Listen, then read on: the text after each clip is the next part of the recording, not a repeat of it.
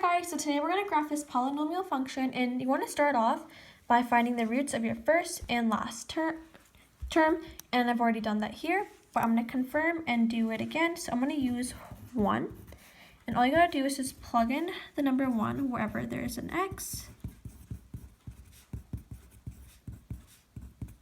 Okay, and these guys are going to equal -5 plus 5, which is going to equal 0. So we have confirmed that 1 will set our function to 0. And you can also confirm this by doing synthetic division. So I'm going to bring that 1 down back here, and we're just going to use the same numbers that we used up here.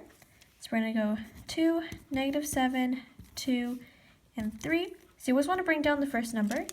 So it's going to be 2 times 1 is 2, -7 plus 2 is -5, -5 times 1 is -5, 2 plus -5 is -3, -3 times 1 equals -3. Then of course 3 plus -3 will give us 0. So now we have this, and whenever using synthetic division, a degree will always come down. So here we had 3, so it's going to come down 1 degree.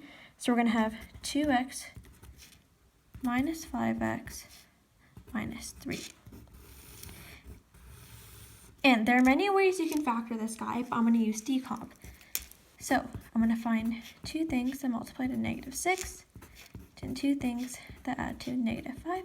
And then these two numbers are -6 and 1. And now, when you're decomping, you have to in order to factor, you have to group your variables together. So now I'm going to pair up the 2 with the 6x, and then I'm going to pair the 3, with the 1. So then it's going to be x, which is basically just 1x minus 3. I'm going to group these guys. So now I'm going to factor out a 2x, which is going to give me x minus 3. Factor out a 1 here, which is going to give me x minus 3. And you know if you've done this right if both your brackets are the same. So now you also want to bring down that guy. Remember the mental switch, that would be x minus 1, x minus 3. And then these guys are going to be 2x plus 1. So then my zeros are going to be, you got to do the mental switch here. 1, 3, and now I got to get the x by itself over here. So now I'm just going to multiply this by, just divide it by 2. So it's going to be -1/2. So these are going to be my zeros. So now that I have my zeros, I want to find my y-intercept. And to find your y-intercept, I'm just going to plug 0 into the brackets here. So I'm going to do 0 minus 1, 0 minus 3, then I'm going to do 2, 0 plus 1. And all of this is going to give me -3. So my y-intercept is -3. So now I'm just gonna graph all this.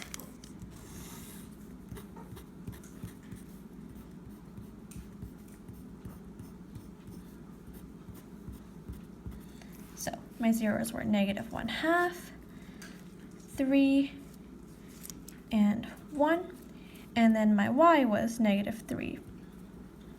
So now I'm gonna find a point in between.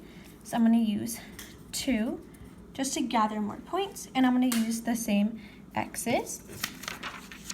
So I'm going to do 2 minus 1, 2 minus 3, and then I'm going to do 2, then I'm going to do plus 1, that's going to equal 1 minus 1 plus 5, so my coordinate is going to be 2, 5.